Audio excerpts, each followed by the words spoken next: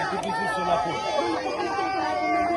आपलं मिथुन धर्मा राठोड, मिथुन धनु राठोड यांनी 15 वर्षापासून शेती देऊन सुद्धा प्रकल्पच आहे.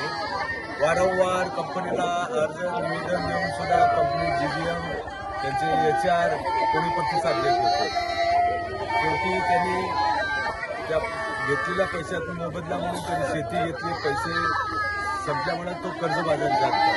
अजून सुद्धा काल ते कंपनीचं सर्व्हिसिंग असताना त्यांनी अर्ज दिला होता, तर ते कंपनी त्याला वारंवार त्यांना गेटवर हाकलून देत होता आणि त्यांनी सुद्धा पोस्टल सुद्धा पाठवले.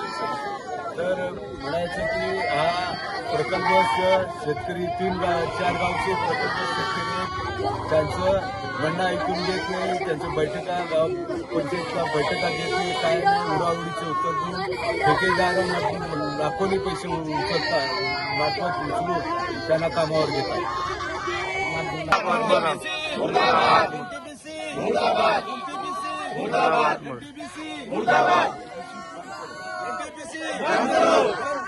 बंद करो